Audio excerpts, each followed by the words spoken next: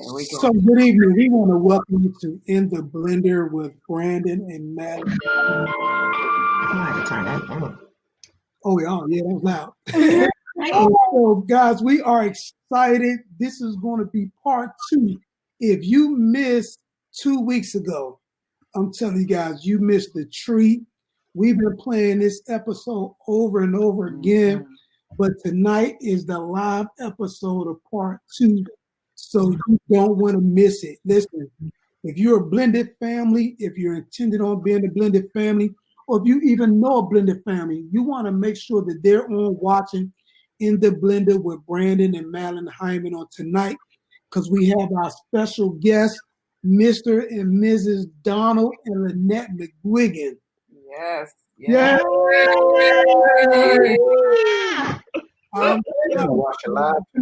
Their story is phenomenal. It is awesome. It's life-changing. It's life-rearranging. I'm talking about the events that they shared on last week, and even what they're going to pick up on tonight is just awesome. I mean, from tragedy to triumph. Yep. Literally, from tragedy to triumph. No, let's go back. From triumph to tragedy to triumph. Let's make Yes. Let's make it clear. And so their story is just one to be shared. I believe their story is going to go worldwide, and that's why I wanted to be one of the first ones to have them on, so I could say I knew them when. I don't have no problem with name dropping, trust me. And so, but I'm telling you guys, their story is just, you're going to hear it. You're going to hear it yourself. You're going to hear their story. You're going to hear how they got together, the whole 9 yards, because we're going to recap on some things, going to catch up on some things. And and basically tonight we'll be talking about doing the work. That's where we're going to pick up. That's where we're going to start our new lesson tonight, doing the work. But we're going to have them start a recap from last week. Exactly. Because they shared the tragedy, but the triumph was in doing the work. And so that's what you guys are going to hear tonight, how not only did they do the work, but they're yet still doing the work, because it didn't just stop. Right. This walk doesn't just stop, it's continuing. And so, I mean, they're doing some phenomenal things as a couple.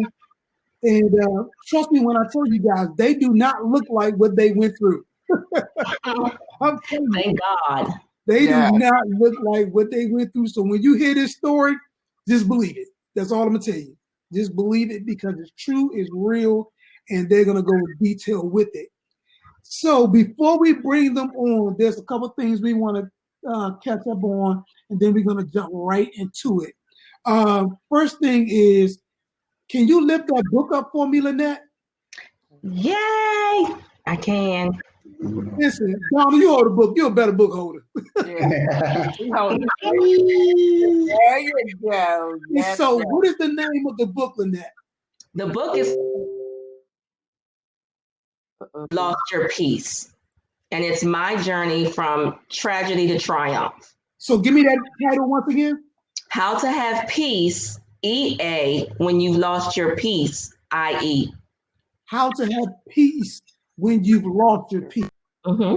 Guys, it's all on Amazon. I mean, it's popping. You want to get your copy. I'm telling you guys, when you get this thing is going to be an eye-opener. I mean, this family has put together some things that's just going to just help you to navigate life within itself. Yes. It's just tragedy, but life. Right. And so you want to get that, and it's on Amazon, correct? Correct. You want to go to Amazon. She's an author, so you want to look up Lynette McGuigan. You can Google her. You can Google her. You can Google her. Let me get that straight. Yes. You can Google her, and the book's going to come up. And how much is it? It is on Amazon. It's $14.99 for paperback, and I think it's like $9.99 for Kindle, because it can be downloaded for people who don't want to read. Okay, so definitely. So, hey, big things popping. Yes. She got We have some on hand too. If somebody want to inbox her, we can do special deliveries or whatever. yeah, definitely. And so also too, and we'll make sure that they get that information at the end too. Yes. So they'll know how to get that, saying if they don't want to go to Amazon, if they don't want to drop it on Kindle, they can just reach out to you guys. Oh, absolutely. We'll make sure that they get that information as well. So listen, guys, we're excited. And we want to kind of recap a little bit. So, Mr. and Ms. McGuigan, tell us a little bit about yourselves. Wow.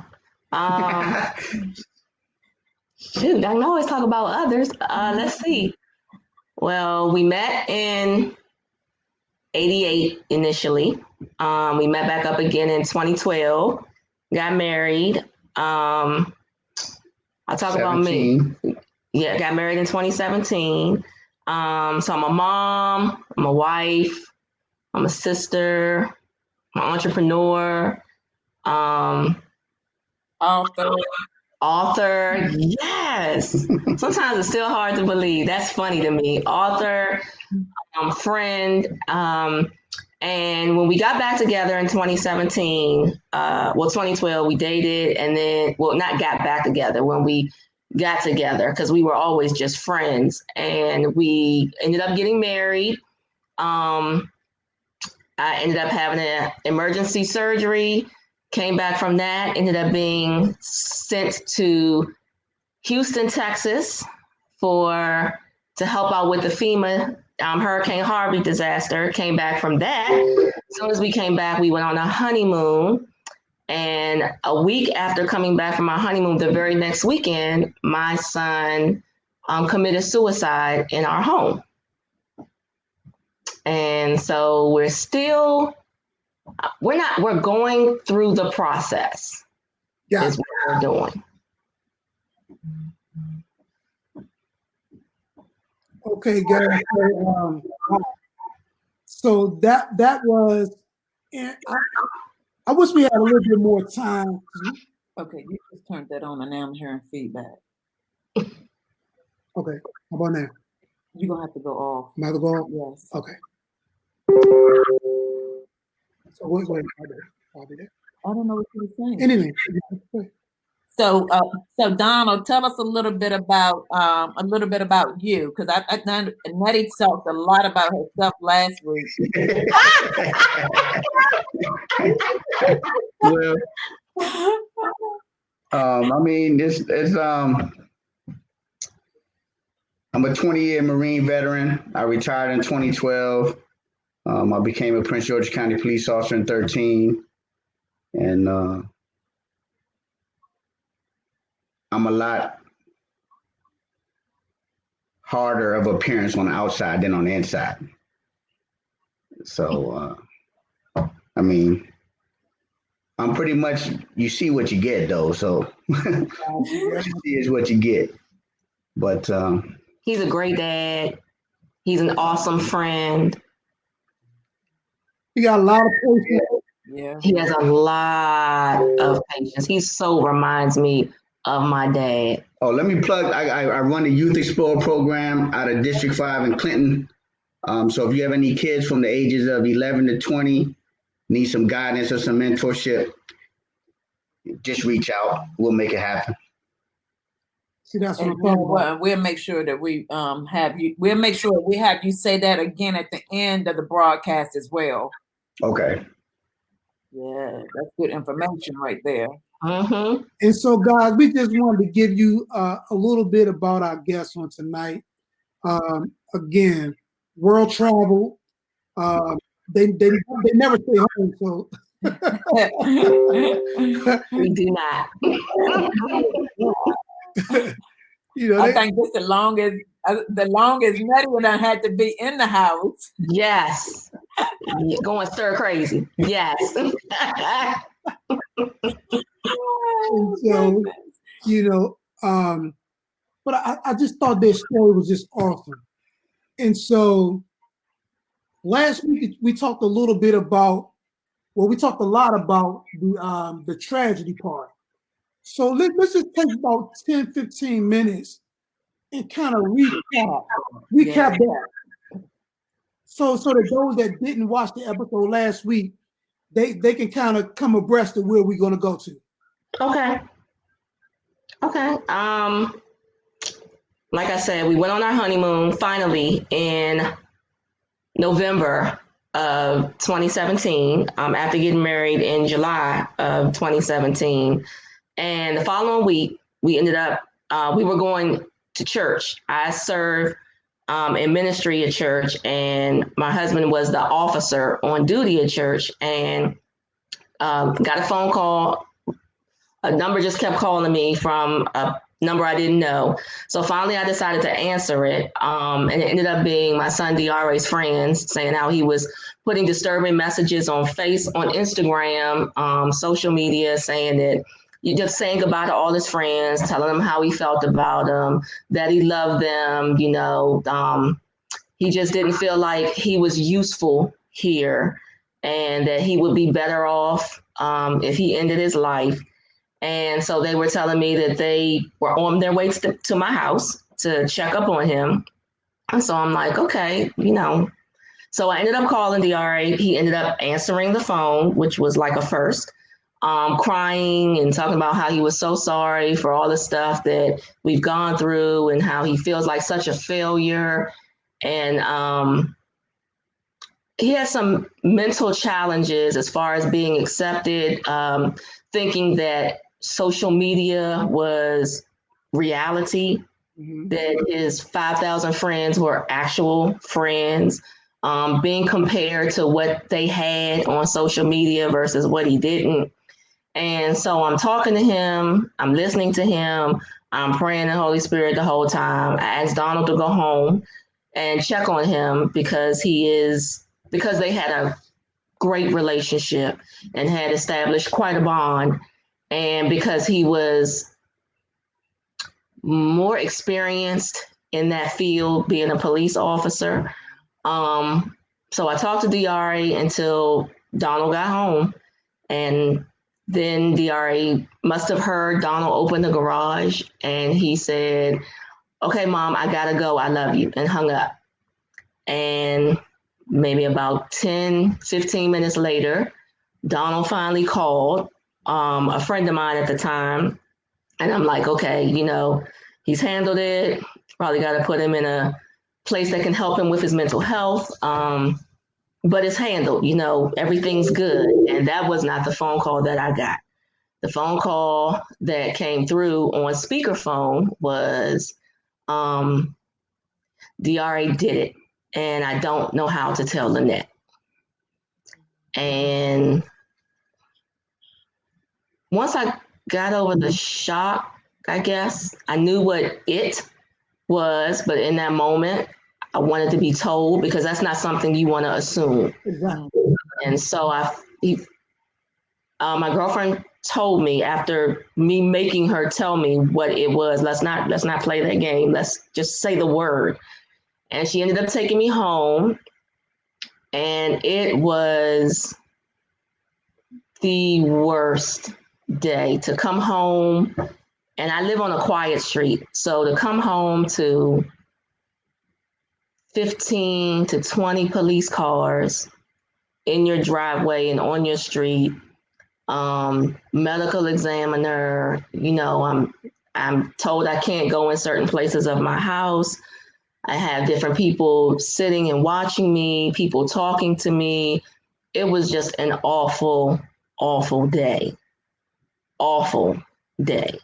And just, and still being in shock because it didn't sink in. I heard it and I kind of knew it was the reality by watching people watch me and sitting, between police officers and psychologists and detectives wanting to know, what brought this on. And it's one of those things you watch on those cop shows.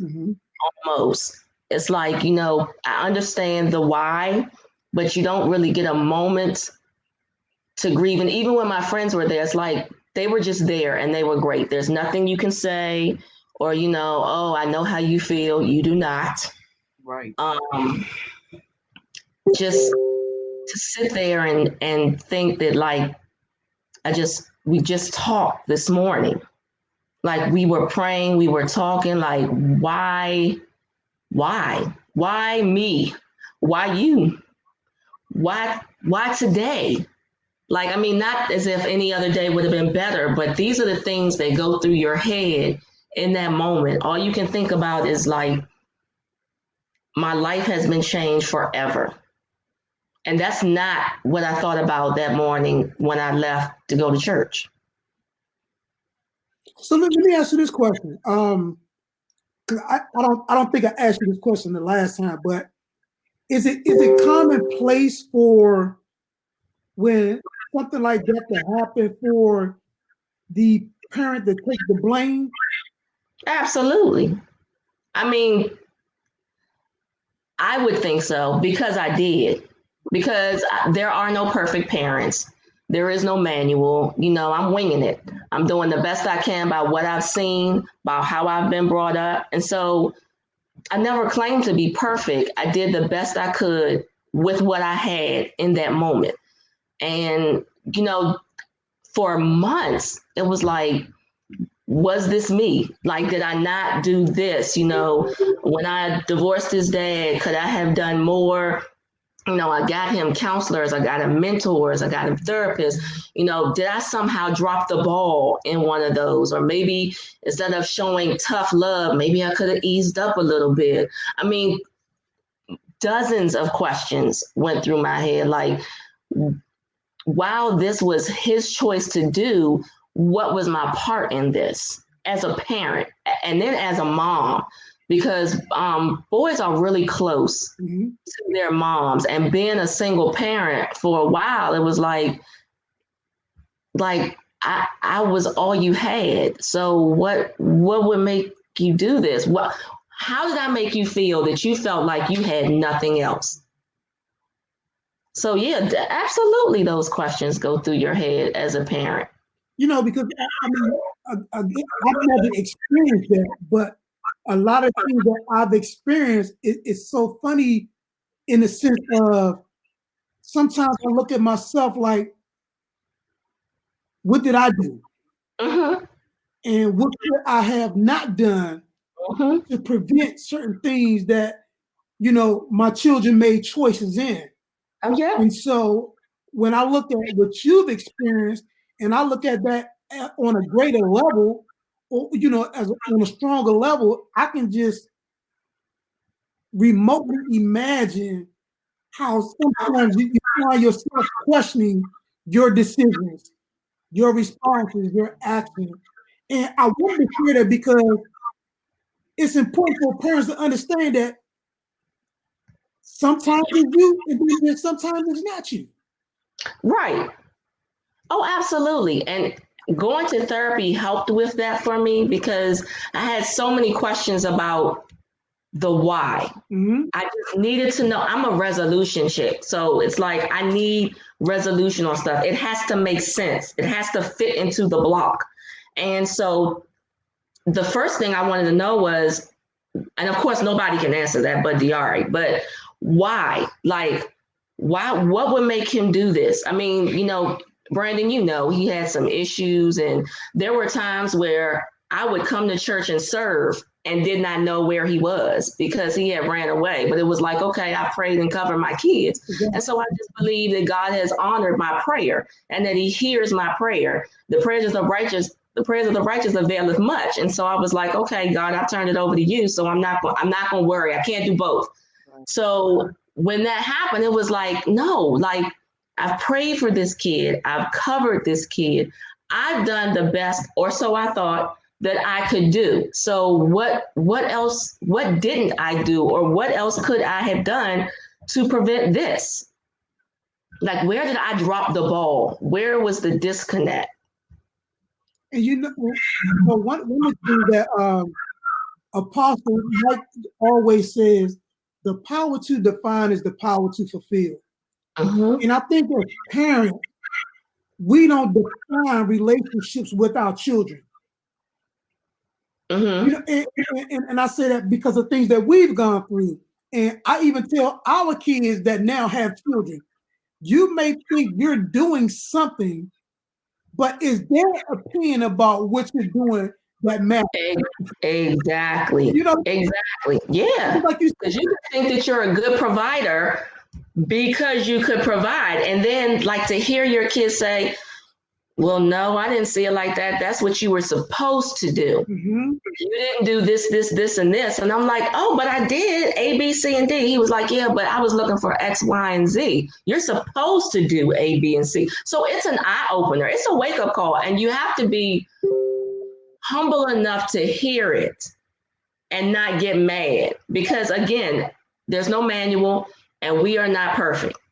And that's, you don't have to apologize and say, you know what, although you're the child, you know what, you're right.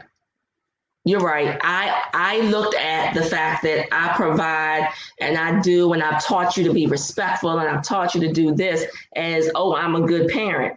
When you're looking for, okay, I need you to communicate with me, talk to me, not talk at me.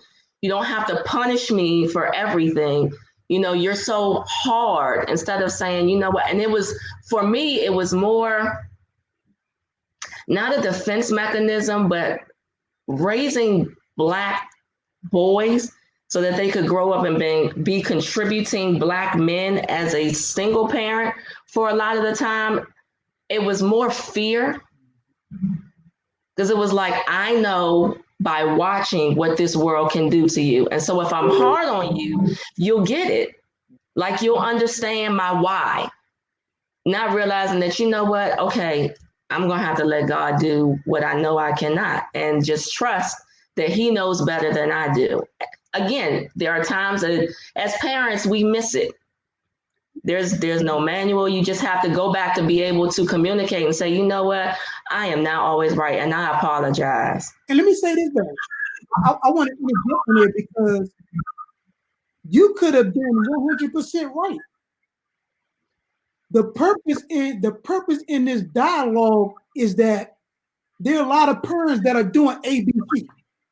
Mm-hmm. They're doing ABCD. Okay, we get that again because that's what you should do. But now let's learn from this episode, from this experience, so now we can go all the way to XYZ. Exactly. You get what I'm saying?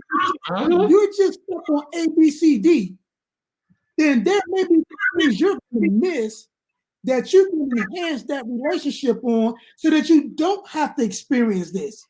Yeah.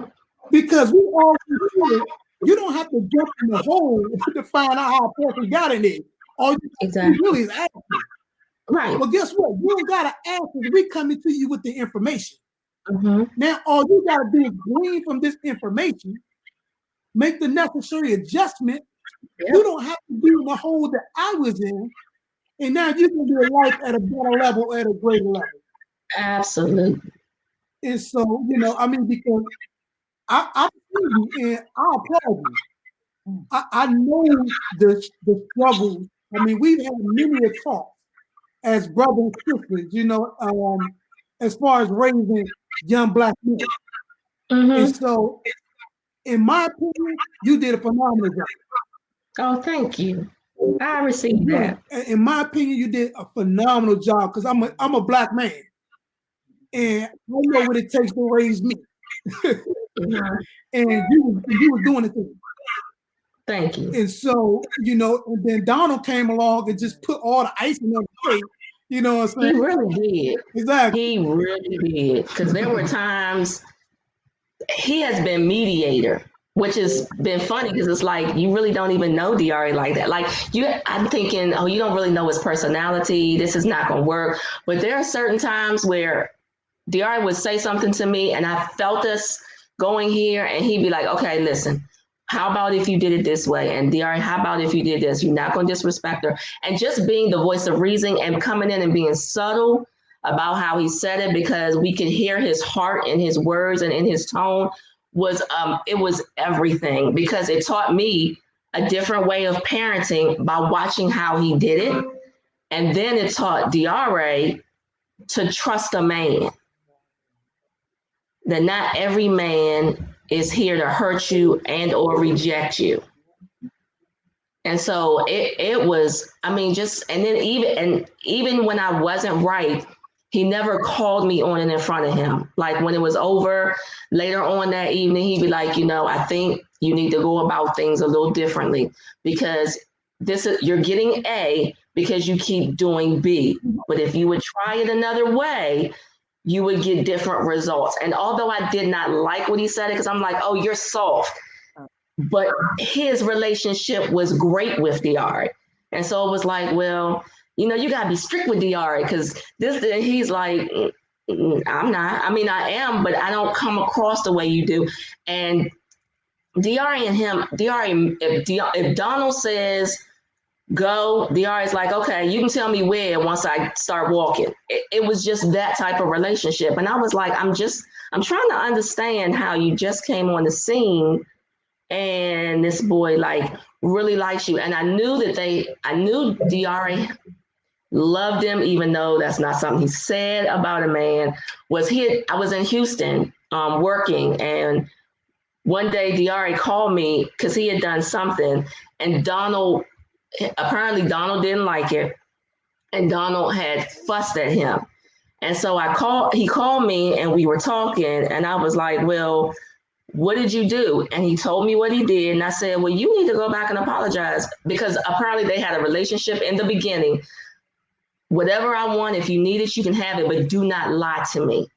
And so Diari had done something and he started crying. And I was like, are you crying? And he said, yes, ma'am. And I said, what are you crying for? He said, because I really do like him and I don't want to do anything to disappoint him. Wow. And I was like, are you like, wow, you've never said that. He's always been so harsh because of his relationship with his dad that it was a teary moment. Like I never thought that I would get that from you, especially with you and Donald. Y'all just met. I know Donald can come across so harsh because of that drill instructor attitude, but to hear him say that, it was like, you know what? They're okay together. Like I could stay and not worry about what's going on back home because there's a respect. He's established a respect, and he respects Diari so that Diari can respect him back. And I think that's something Diari never had. So it was refreshing to me. Lena, look, there were two things that I wanted to touch on that you talked about. The first point, and I hope you guys are writing this down because you're going to need this. Trust me. I'm talking to the people. I'm talking to the people. Don't correct each other in the children's presence. Yeah. That was huge.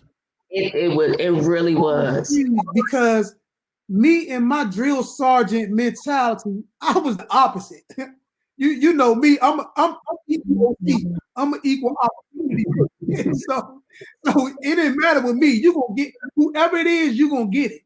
And I had to learn that over time. Mm-hmm. Oh yeah, definitely. That was definitely learned. Exactly. I had to learn that over time.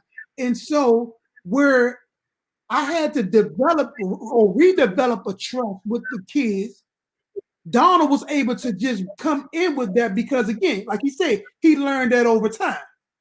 Mm-hmm. And so that's the first point. But the second thing that I thought was just, and I don't know how many people caught this, but it's okay to be different. It's okay it's okay for me to have a different parenting style than you. Oh yeah. And for you to have a different parenting style than me. Mm-hmm. The goal is that we be parents. That's it. You know what I mean?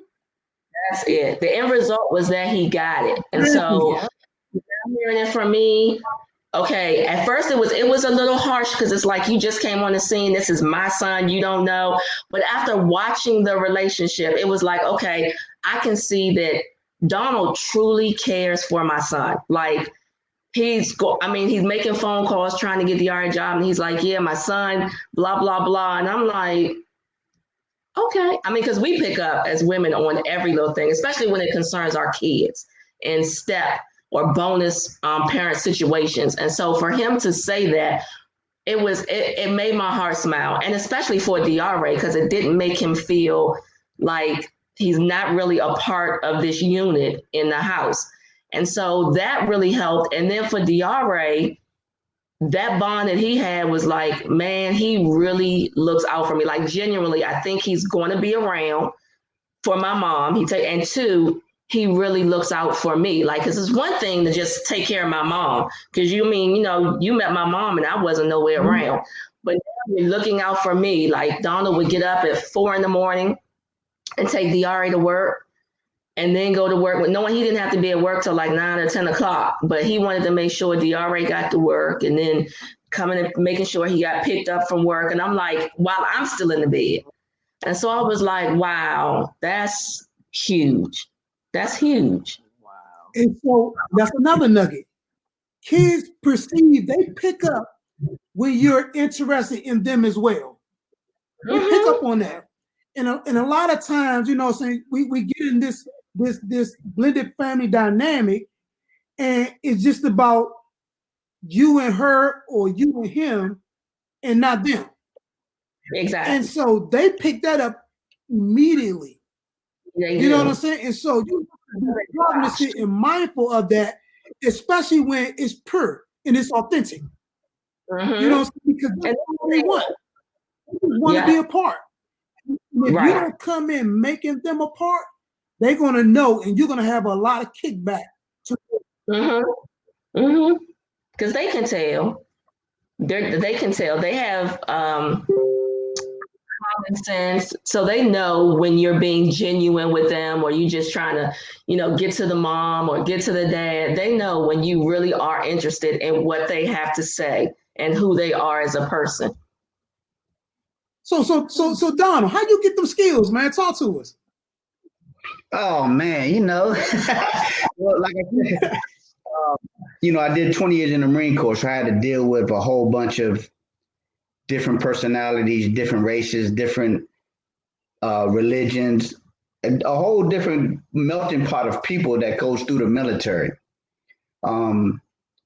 So with me, being in a leadership role in the military, you have to adjust to each individual's issues, personalities, things of that nature. So the military and my leadership role in the military develop those skills on a daily basis, because you have to deal, because we're dealing with 100 knuckleheads that we have to try to make into Marines, and each individual comes from a different background, different religion, different. So you have to figure out a way to treat everybody equal but different at the same time. If you understand what I'm saying, you have to handle everybody different but treat them all the same. I like that. I like that. Good. And besides the military, as far as dealing with DRA or dealing with my kids with their program, it's a thin line between I'm not your friend, I'm your parent, and being respectful. Just like you say, you have to give respect to get respect. So as trying to get to know a kid, if you're involved with their mother or their father, you still have to show them the respect. And it's going to open up as a friendship first, because you have to open up your heart and your mind to a friendship and a relationship with the child, but you just have to draw the line when it comes to respect. So I just think if you show a new child that you bring into your life the respect that you give to the mother or the father, the same respect to the child, it's going to be returned. That's how I feel. It's going to be returned. And as long as you have the respect, you're going to build on that relationship. And you don't have to be their best friend, but in my eyes, you have to build a friendship so you can open up the line of communication. Because if y'all don't have their friendship, how are you going to communicate? And you know what? I love that, because there's levels and degrees of friendship. Correct. And unfortunately, in the African American community, because that's the only community I can speak about, is that community. But in the African American community, a lot of us heard growing up stay in a child's place. Mhm. And so there was a divide, there was a gulf between the adult and the child. There was Correct. no middle ground. And so the ability to relate, the ability to communicate, the ability to Have a voice. have a voice was present. Mhm. Because you wasn't given that opportunity to express yourself. You wasn't given that opportunity to tell how you feel or even ask questions. You do what I Yes. say. Stay in a child's place. And so a lot of those cliches or sayings that we heard, a lot of us took those into our families. You know, like for me, you know, it was hard for me to have the girls come out because I wasn't, you know, when my parents went in there, the door closed. And so, you know,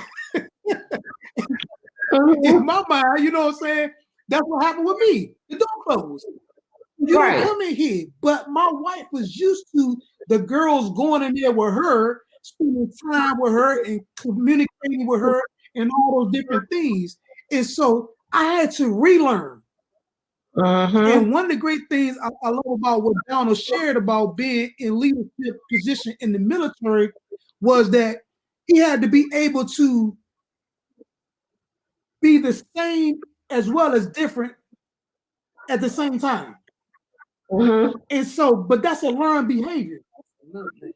And one of the things that as a blended parent, a bonus parent, and stuff, whatever you want to call you, one of the things you're going to have to be great at is being the same but being different at the same time. You know, and so I listen, man. Again, you know, you guys heard my opinion about the man, but I applaud you because I saw it firsthand. And trust me, I was watching. You know what I'm saying? Because that's my sister, and it's no secret. And so I wanted to make sure that the cat that was with her was going to do right by her. You know, and so I didn't have no complaints, as you already know. But again, those are nuggets, guys. Please show respect. You know what I'm saying? He was able to show this young man respect and honor to build a trust with him. Because when a man comes into a young man's life, there's already like a trust. Because young boys already feel like they're the men. And so for a man to come in, take that place, there's a problem with that for most. And for you to be able to navigate that, man, it's But Donna also says semester was very, very important. He said when he came in, he built that relationship and friendship first. correct. So before you can, you know, like even do any like type of correction or to get further, he had that relationship and that friendship built first. Exactly, because a lot of people, you know, you want to correct, but you're not correct. Right. You know what I'm saying? How you gonna correct and you're not correct? And so, you know, and yeah, no, and that's real. Because a lot, especially men, you want to correct, but you're not correct. The correct thing to do is build that relationship. First. Build that relationship up so that then now when I have to voice something, I develop the relationship where you can receive what I have to say. And it opened up a line of communication. He said that opened up a line of communication, having that friendship in a relationship. In a relationship, it's two people. So in order to, you know, understand each other or to build a relationship, you have to be able to communicate. Exactly. No. That I like good. that. So listen, because Wait, time. What time? How much? No. We gotta move. We gotta move. Oh, it's 7:01 already. We gotta do the work. We gotta do the work. So. But we didn't even get to have Donald just briefly because Donald was. Lynette told her part about how, you know, the whole thing went. I don't know. It might even. Okay, so listen, guys. It might gotta be a part 3 to this thing.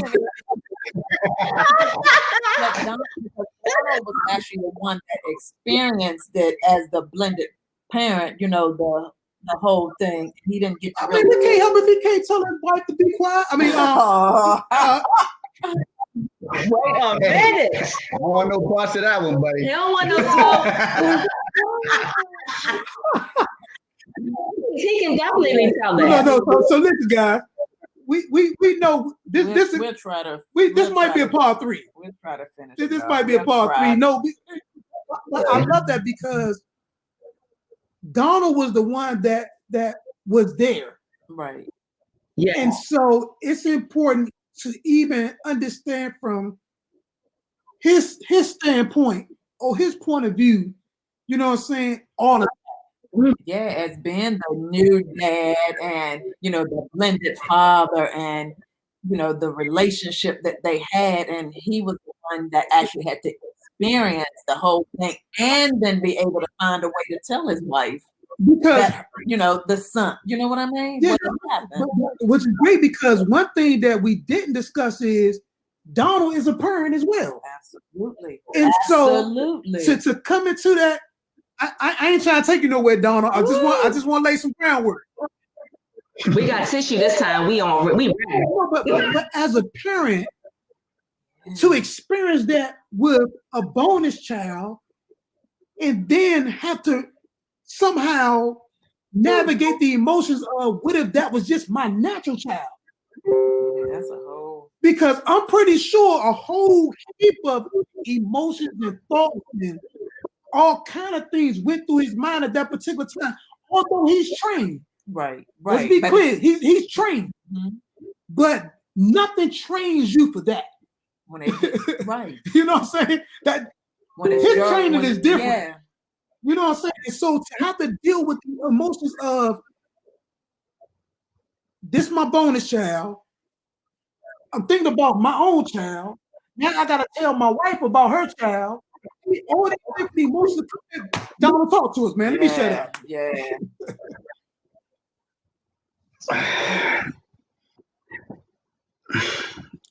I don't really know how to begin, but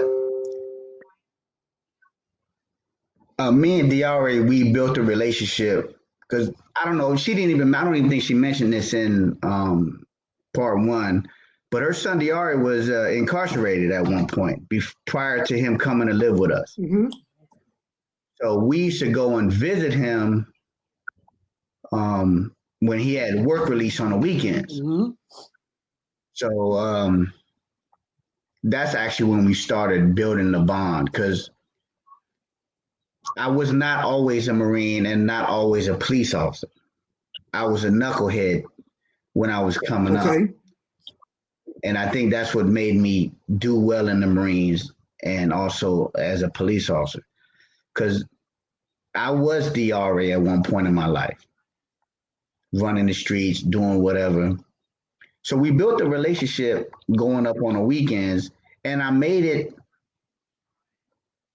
I purposely made it that we went up every weekend, even if she was like, well, we got this, we got that. I said, well, we still need to go up there and we still need to see him because he's looking forward to seeing us. Because I could just imagine how he felt when his mom came to see him. Because I know how I would feel. Because he worked at a restaurant. Well, yeah, he worked at a restaurant on the weekends. So, and granted, it was like an hour and a half, some change, almost an hour and a half away, but that didn't matter. I just knew that she needed to go. And that, when, I buttered him up bringing his mom, so that opened up the door for me to build that relationship. Because I wasn't going nowhere and he wasn't going nowhere. So we had to make that work. So what helped me with him is I was in his shoes. So I knew how he was as a young man because I was him. So we related on a lot of things. So we built a relationship on the weekends when he was on the work release. He got released. He stayed out Virginia. Things went wrong down there. People were moving. He had nowhere to go. So Lynette was 50-50 on having him come live with us. she asked me, I said, well, there's no other option. Like, I understand that, we doing our thing, we living our best life. Now we got to bring somebody in the house. But there was no other option, so we had to. Well, we didn't have to. It was the right thing to do. So it was just, like I said, I just saw so much of me in him. I just knew I needed the help. So, we got him on the right track, got him a job. And she didn't ask me to do all of this stuff. I was just like, hey, I knew that this would need to happen to get this dude back on his feet, get his mind right, get the new slate, get a slate clean and then move forward. So, like I said, I talked to him every day, took him to work, picked him up. So we had a great relationship. We had a good bond. And then when his mom went away to go help out with the FEMA, it was just me and him. So, we really got close then. And then, we talked, like I said, he had, social media is the devil. It can be. It can. I'll take that back. It can be. It has its goods, but it has its cons too. Everybody. I don't want to say everybody. A lot of people live a lie on social media. So, from him living on his own, doing whatever he wanted to do, being able to buy what he wanted to buy when he wanted to buy it, to getting minimum wage, can't do nothing. That was a challenge, but I was working with him on that. Hey, don't worry about it. Things will get better. It's nothing that serious that if you don't need that you won't get. Like, don't even trip. So, I was working on that because he was on the ride home from work. Oh man, my man just got a new chain. He flossing on Instagram. I'm like, bro, so what? So what? Like, what difference do it make? You're gonna get that, just it's gonna take you a little bit longer if that's what you want. So that social media, it kept him in a place, it kept him in not a good place. He was never, I don't believe he was ever got over what he didn't have anymore. Mm-hmm. So he could never get over that hump. Like, all right, I'm in a better place. I need to be doing this. And his focus wasn't on. He could never get over the hump because of the social media, the followings that he had on social media. So, but we kept working on it. We kept working on it. And like I said, I knew he wasn't making a lot of money, so I made sure, hey, don't worry about spending your check. Let's go. Let's do this. So, let him keep his little change. And I didn't know until after that he had, some depression issues and some fatherly issues prior to me getting involved in his life. I didn't, because that's when he was a child. At this point, he's already a man, a young man. So I wasn't aware of all those past issues. I was just trying to go forward with him. But, we got the bond. It was, and like you said, I've been trained on all types of situations with, I've been all types of training for suicide with the military because that's a big thing in the military. So it just wasn't. I can't explain it, but it was definitely a shock when she told me the phone call that she got, and I was like, "What?" So I rushed home. I'm thinking, all right, I'm just, he a little down or whatever. I'm gonna pick him up. We're gonna go get some, go get something to eat, and we're gonna talk, and we're gonna figure out what's really going on. But that's going through my mind as I'm going home. I'm like, all right, this man, I don't know what's going on. Something had to trigger him that morning because I just saw him late that night. He just went out to the club with his friends the night prior. So I don't know if something triggered him at the club or just in the morning. We saw him in the morning because his friend's car was in the way or something. So we saw him. But something triggered him. So I'm going home. I'm like, all right, I'm just gonna talk to him, see what's going on, see what's really on his mind. Because for him to do that, something was playing tricks on him. Well, I'm thinking, okay, I'm gonna put him in my car. We're gonna go for a ride, and we're gonna figure this out. And that's all I'm thinking. I'm like, okay, it was never even thought about what happened was gonna happen was in my mind. I'm like, okay, I'm just gonna pick him up. We're gonna take a ride, and we're gonna figure this thing out. So, but long story short, I go in the house. I'm calling his name. I'm thinking he's out back because usually he's out back with his headphones on, doing what young people do, rapping or whatever. So I'm like, okay, let me go out back. So I go out back. I'm like, he's not out back. So I'm going through all the house. I'm going through the back room, and then that's where it was. And then so I had to go into first responder mode and call 911. Render aid, and then after the paramedics and everybody show up and they take over, now I have to let her mother know. I have to let his mother know what just happened. And I'm sure it was probably only 5 or 10 minutes, but I'm sure she probably thought it was forever.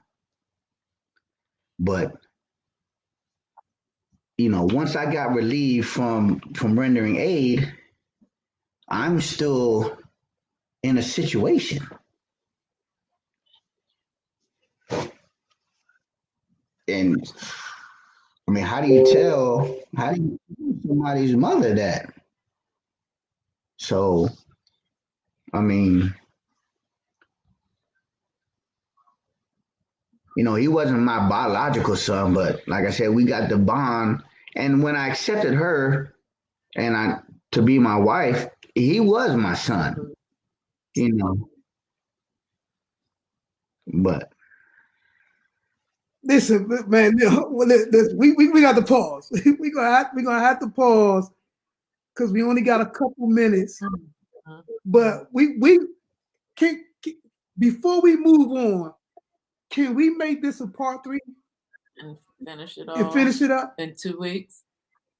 Yeah, because we still have to go through the work. We got to get to that, and hey, it takes a lot to get to that. And I didn't want to rush because there's a lot of ministry that's going on right now. There's a lot of healing that's going on right now because there's some parents that's watching this episode that have experienced this. And unfortunately, they didn't have the outlet or the outlets or people in their lives like you guys have been proven to be able to express these things. To be able to, because a lot of times we go through things and we think it's just us. I'm the only person that ever experienced this. I'm the only person that ever gone through this. Just like you guys went through this, you weren't the first ones, and you won't be the last. Exactly. But it's important to know that regardless of what I've gone through, what I'm going through, I win. Oh, absolutely. I win. And able to get to a point where you can tell the story. Because a lot of people can't even tell the story. And I'm talking about 20 years ago. they can. I'm gonna share this, and then I'm gonna go doing the work. Gotta get to doing the work because I'm so vocal about things. A lot of people heard my story, but I was reading. My wife and I, we were cleaning the garage out, and I was looking through the photo album. In one of the photo albums, there was a news clipping in the photo album, and it was talking about this young lady who at age 17 saw her mother get killed by her mother's boyfriend. And so I'm reading the article to my wife, and she's looking at me and like, okay, and she didn't even know what I was reading. And so she heard me say a couple of names, and then she was like, hold on, what was the name again? And so I said, okay, let me read this a little slow. Well, at age 17, my mother saw her mother get killed point blank. Her mother's boyfriend shot her in the head point blank. While my mother had her arms around her mother. And so that was a tragedy within itself. And turn around and have your son get shot point blank. And so to experience those things, you got to understand you're not the only one. And so I wanted people to hear you guys' story of redemption, you guys' story of restoration, because you're still being restored. You know what I'm saying? And a couple things Donald said. Watch out for social media. Yes. Understand your child's role or the role social media has in your child's life. Because it was apparent that social media had an impact on DRE. I mean, it had a huge impact on his life. So as a parent, you want to know that. You want to know the role that social media plays. Because it's different when we was growing up. Yeah, it wasn't no social media. It was word of mouth.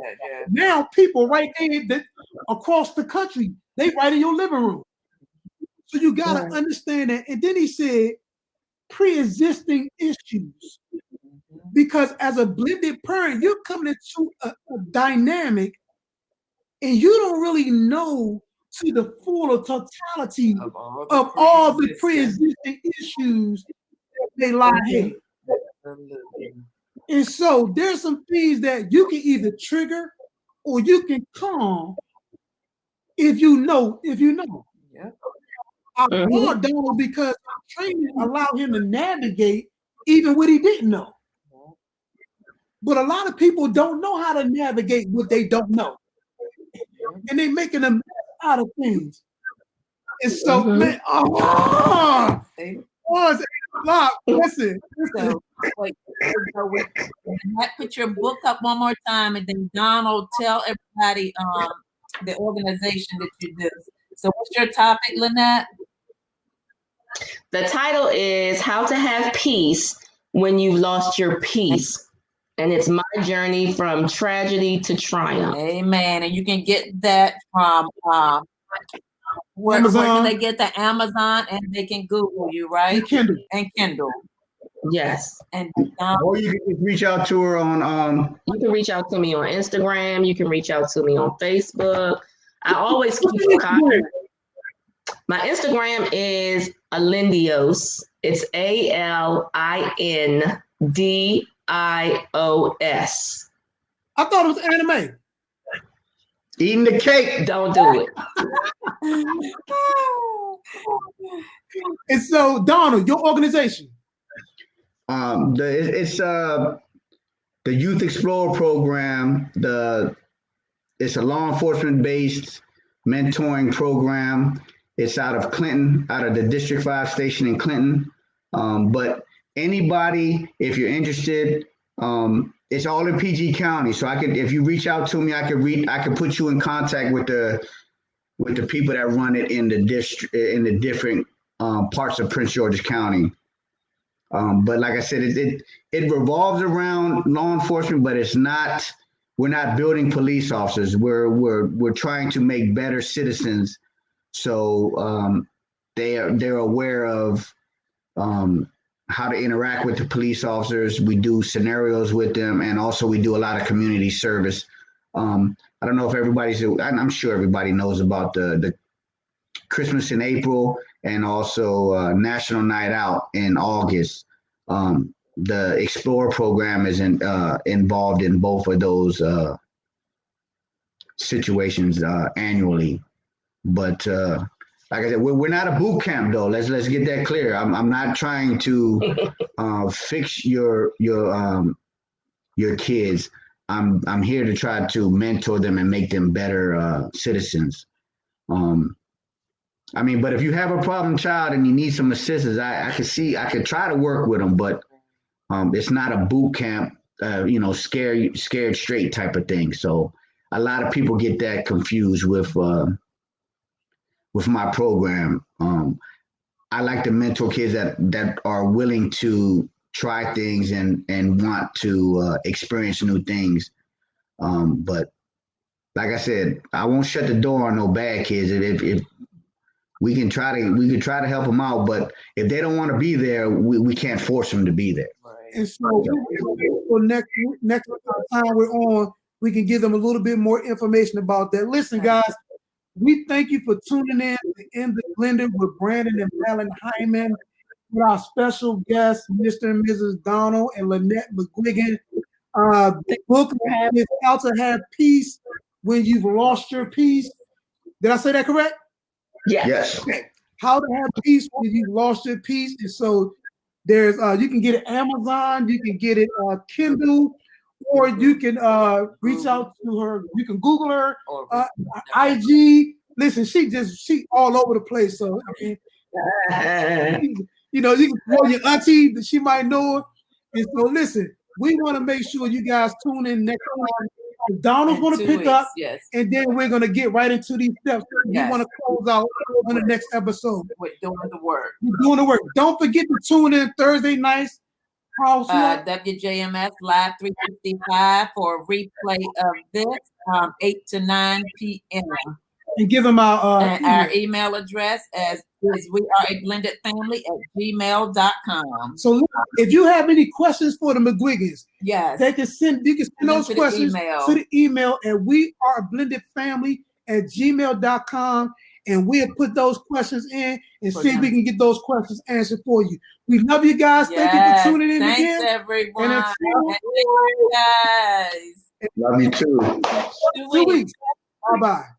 Bye, guys. Bye. 2 more weeks. We do every week.